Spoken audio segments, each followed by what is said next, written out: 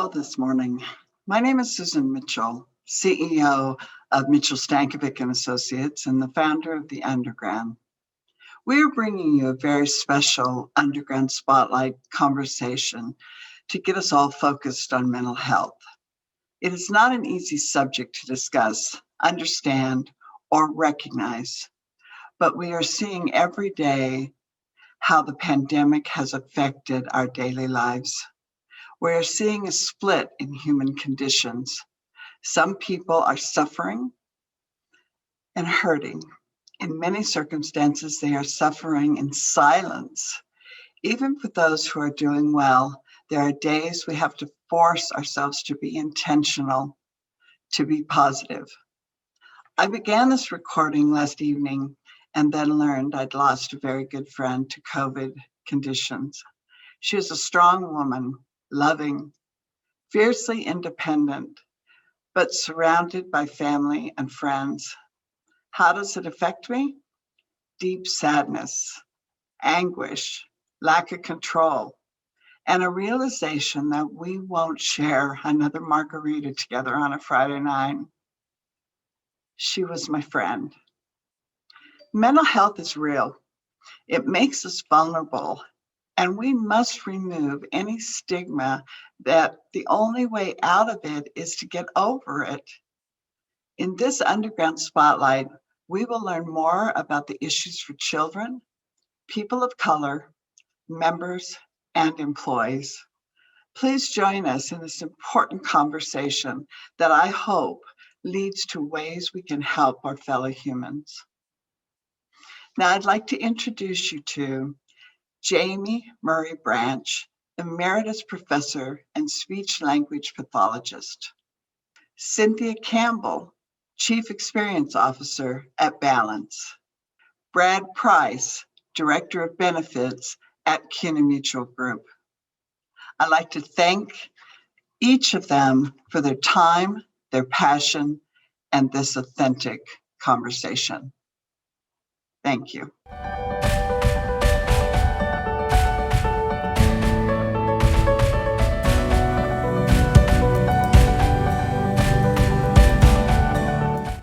I'm a speech and language pathologist by training. I served as a clinical faculty member here at the University of Wisconsin in Madison for about 30 years.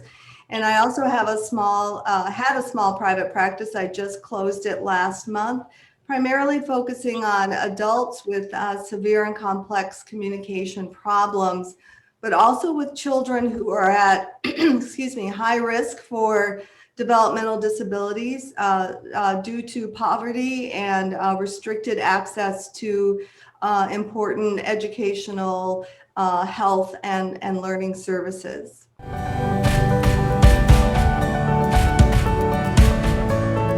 Living with toxic stress as a child, and that's prolonged stress, as we've discussed, where there's food insecurity, home insecurity, a lot of questions about, what's going to happen tomorrow, who's a part of my social network, can really have long-lasting negative impacts on children and just the development of their biological systems, their brain development, their cognitive development. And it's very challenging for them to focus on a screen and try to pick up on, instructional guidance that's being provided on their mom's iPhone, since many people who are living in poverty, the only piece of electronic equipment they may have is a phone. We can just imagine what the long-term implications of that are going to be. We already saw through many of the systemic inequities that have existed in our country for decades, the disparity between low income people and those who are in average or higher income brackets. The academic disparity was already there. Now you add COVID to the mix, and you have children trying to learn from home, and children who may not be as well nourished or as emotionally and physically as they should be. And so we're really anticipating what educators are calling a COVID slide, where the trajectory is going to continue to go down much longer than we would hope once financial supports are back in place and schools are open. I think we should all anticipate that our customers and our children are going to continue to be kind of digging themselves out for a long time to come.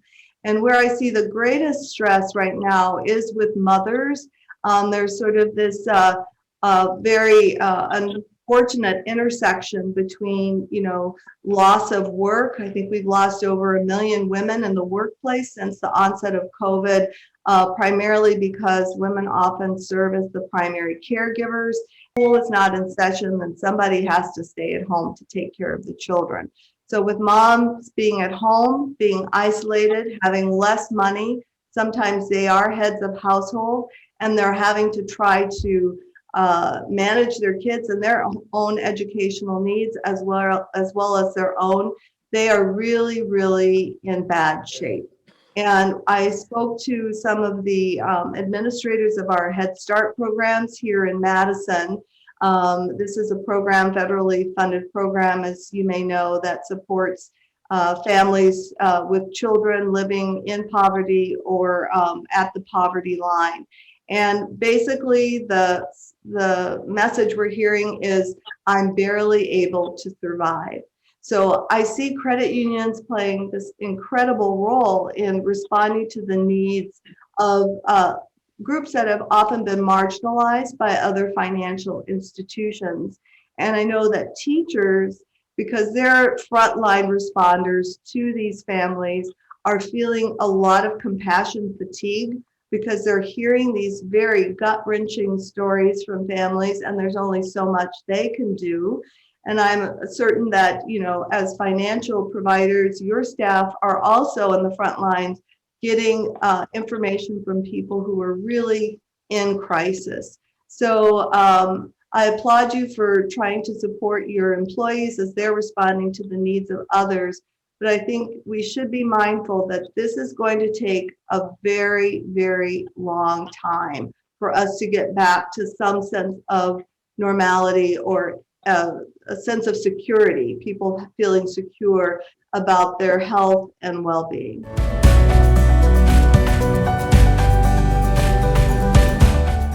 Sure, I think everyone who's a part of a family network, and that doesn't necessarily mean it's people that you're biologically, related to, whoever's in your network. I think everyone's going to need that social emotional support.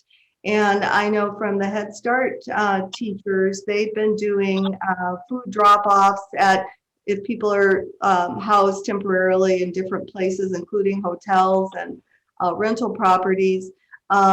Again, echoing what was said before, families are just so happy that there's someone there who sees them, is listening to them, validates them without judgment. Just having a consistent contact and knowing that that entity and that person is there for you can just do wonders. So I know when kids go back to school, academics will certainly be, focused on, but I think the highest priority is going to be supporting the social emotional health of the children. And that might require more counselors, support outside of typical school hours. It might come in the form of coordinating with different community organizations to provide respite or, just camaraderie outside of, the academic setting.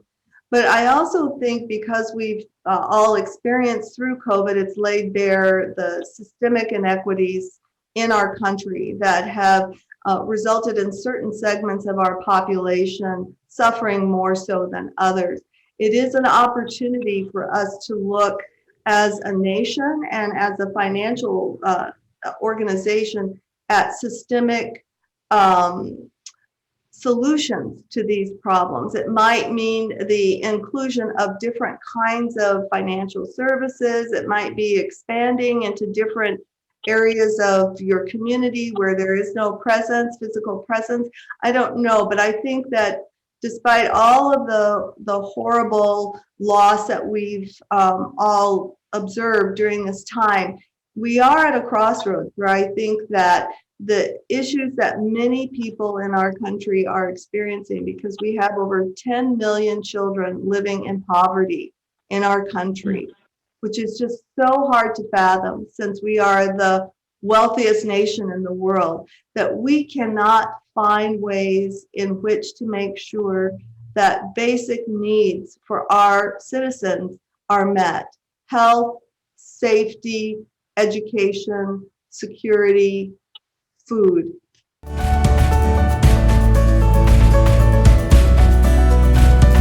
Well, I mean, I would just underscore the importance of that social emotional connection with those that you're serving.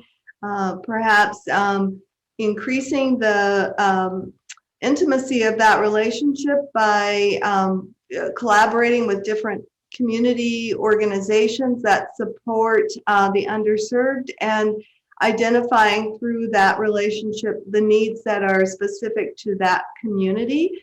I think that's a great way to have a very tangible presence, and for people through proximity. You know, if your employees go out to the community centers that your constituents take, you know, that they visit and participate in, you'll have a better holistic view of their lives and you know, their challenges and their assets, the wonderful aspects of who they are, but also the challenges.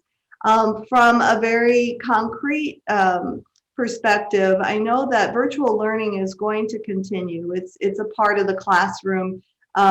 Before I left the university, I had a podcast series and people could listen in and kind of get prepared for lecture and so forth. And I'm hearing more and more that families living in poverty, you know, they simply do not have the technology.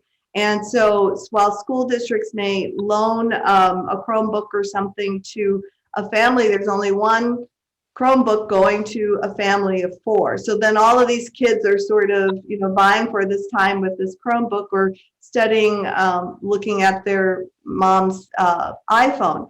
So, you know, if when you transition your technology at your particular workplace and you still have equipment that's working and you know, there are hotspots that are available that families can take advantage of if they don't have high-speed internet, think about setting up some sort of donation program where you give that technology to a community organization who then can take care of making sure that kids and families have the equipment they need to continue their learning. Otherwise, that disadvantage is going to continue.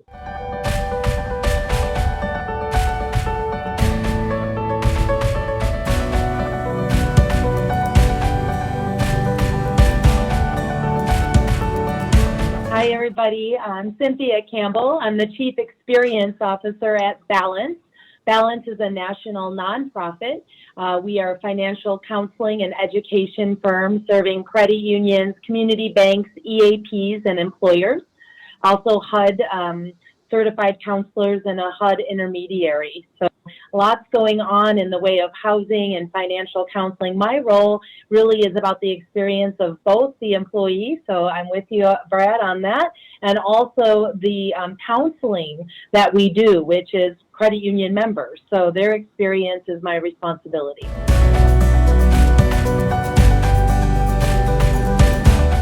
2020 and 2021, no different, really. I feel like we continually are waiting to exhale on things in our country, like the election. Oh, January 6th. Oh, you know, can I exhale yet? Can I exhale? And it's still, we're not there yet. Like vaccines are slower, things are still stressful. So we're kind of like this all the time. It feels like waiting for the next thing to happen. And it's no different in the financial part of things with your members. So, you know, think back before COVID, we were already trending in really high numbers for credit card debt. It was right back on the trend up, right? So you have that. People already pre-pandemic have shame over debt. We know this to be true. And then you have, oh no, this pandemic happened, right? So then you have job loss or hours reduced. You have sickness, perhaps extended illness. You have stock market value. Remember that the crash at the beginning of the pandemic, we've come back a little bit, but that was super stressful for a whole lot of people. And then they're doing this in isolation, perhaps being very lonely about it. Now they have all this debt and less income to deal with it. And so it's cresting. When you think about our nervous system, and, we have that fight or flight mechanism in our sympathetic nervous system. And it's not meant to be forever. If you think about animals, right? They're on the prowl, they have that, and then it's over. We've been living this way for 12, 13, 14 months in this fight or flight mode, and it's so unhealthy in so many ways. And when we're in that mode, think about that stance. We're defensive, we're on guard, we're angry, we're, fearful. All these things are going on. And with these money troubles, they're feeling trapped. And so they're looking for, what do I do? How do I get out of this? Is it too much? Like, there's really a lot of depression and anxiety around money. Maybe started with shame and then it grows. So we're seeing a lot of need for debt solutions. And we're also needing a lot of help with housing. People are losing their housing, being kicked out of the rentals that they're in. Protections are running out. Not every property is protected. So people hear in the news, oh, there's protection. Not every property falls under those rules. So people are hurting. And certainly the foreclosure forbearances and they're running out. Things are changing. It's cresting just now, really, is where we're at.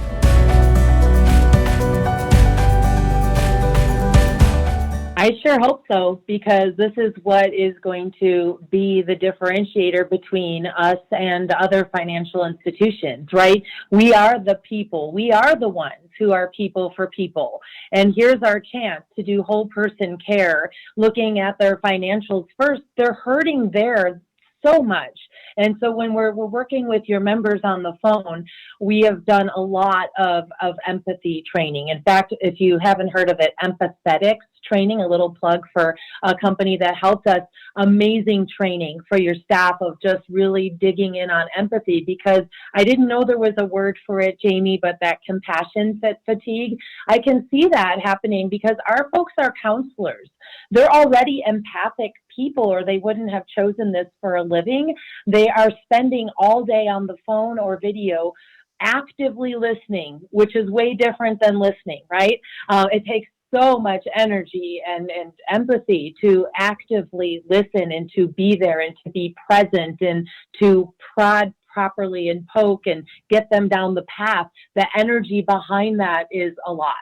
I know that by the end of their day, they're very exhausted because some of them are hurting too with homeschooling or spouses out of work or what have you. So it's very important for them to refuel. You say, do we have the fortitude to do it? We don't have the choice.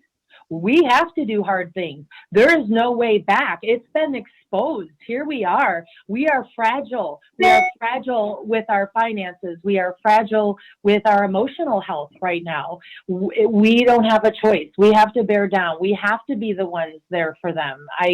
Our members need a listening ear. Our members need a member service rep to come around them to figure out a consolidation or a different plan or something. They need a financial counselor from Balance to hear them out. I've been looking at our surveys lately because I'm very interested to how survey data changed pre-pandemic to post-pandemic, like the satisfaction surveys from the people, the members that we serve. And overall, the most loudest, resounding thing is I felt heard without judgment. I mean, if I literally had $10 for every time I've heard that, I could retire tomorrow, because that is what they're saying over and over. I was heard without judgment.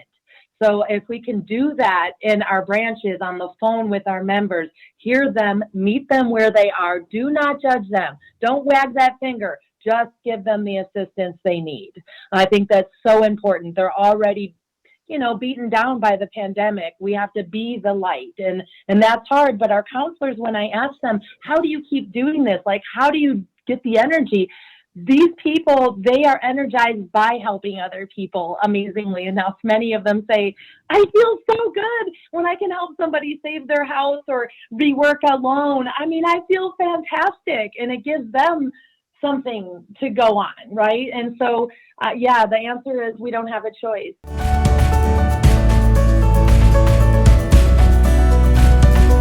If I was to say, closing remarks, when I was getting prepared to talk about this, I was doing some reading, and what I came upon was awful news that with people who are severely financially stressed, they are 20 times more likely to take their own life than somebody who is not financially stressed. So this is a real issue that goes beyond money. Debt, for some reason, has become a death sentence in America, and people are really feeling it. And I think credit unions, this is a perfect time to step up and say, no, you are not your debt. You are separate from that. We can help you get out of debt. Here's how, because these are human lives. We hear right now, there's stories in the news about a young man who misunderstood how Robinhood trading worked, and he was trading options and thought he made a mistake and thought he owed a lot of money, and he didn't, but in the meantime, he killed himself. And so money is real, the way it hits people. And it's not just, oh, we're here to help them with their money. Money is life in America. Money's access, money's power, all of these things. And we give our members agency when we help them learn how to use it and empower themselves. And, on terms of equity and that sort of thing, financial equality is going to bring about racial equality. It's the way it's going to happen, where we have to make that line. So credit unions, again, on the front line of social change if we embrace it. So I think we have to normalize it. We normalize talking about debt. We don't allow it to be in the closet. We say, I had debt. Okay, I'll go first. When I got out of college, I had $25,000 in consumer debt and about $30,000 in student loans. I made about 40. I was feeling really awful about it, but I kept it to myself. I didn't tell anybody about it because, smart girls don't get in that kind of trouble, right? Yeah. So I think we need to normalize talking about our money situation and let people be okay with being where they are.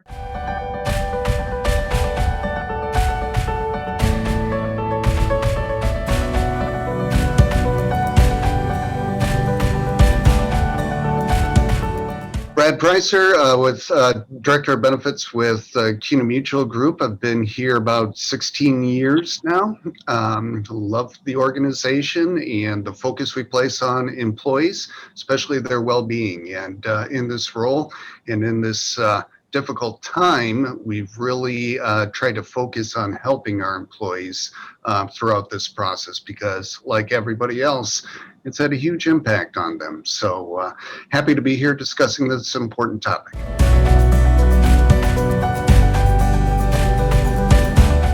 Pretty much the same, quite frankly. 2021 has looked a lot like 2020 thus far. So the issues and impacts on our employee population, they haven't changed at all. And so we're addressing things the same way.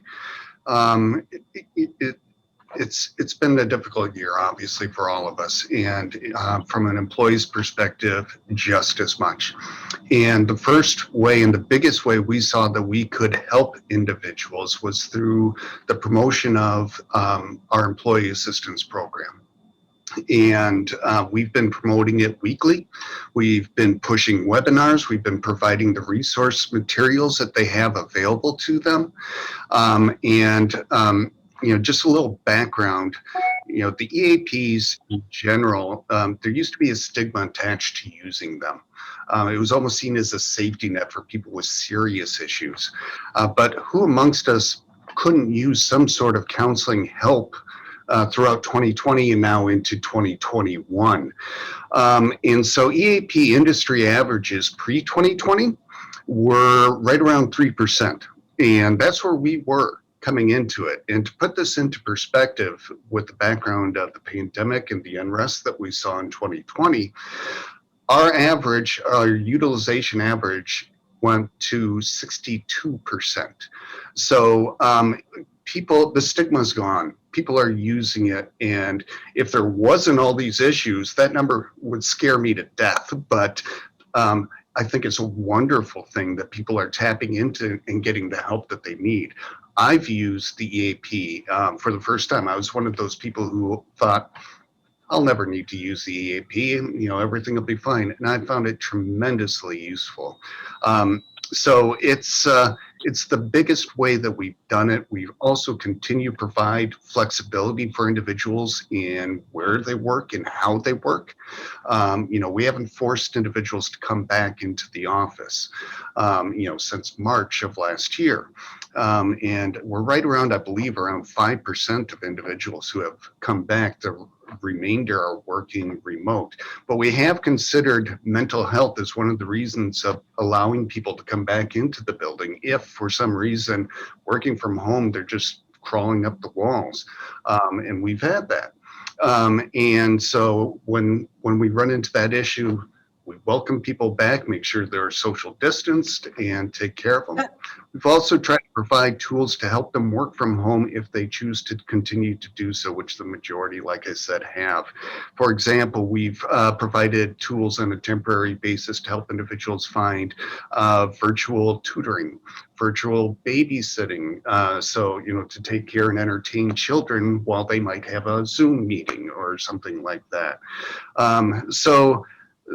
This hasn't changed. We're still doing all these things in an effort to help our employees in 2021 because we're in the same spot.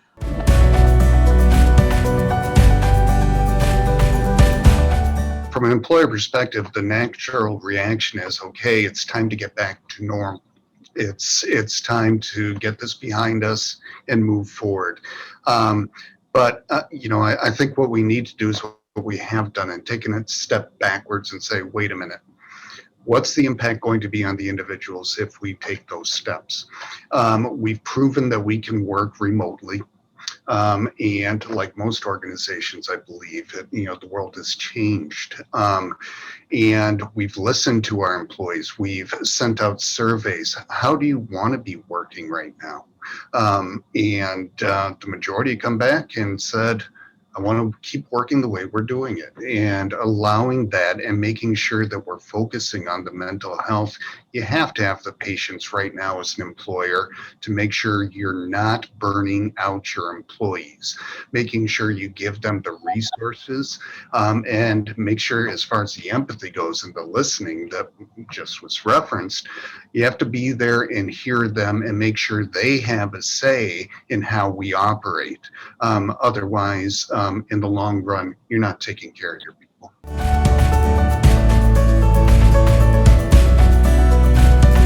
I'm going to stay big picture here, and a running theme that's been throughout this, we need to keep listening.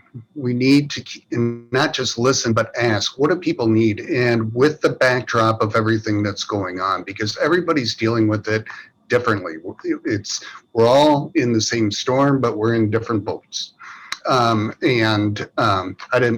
not claiming credit for that, but for example, just because we didn't have layoffs doesn't mean that somebody's spouse wasn't laid off and that they have financial issues. We can't just assume all of our employees are going, or all people in general are going through this in the same manner and having the same issues that impact them. So we need to keep listening. We have to ask and draw it out, understand what their situation might be, and ask ourselves, what can we do to help?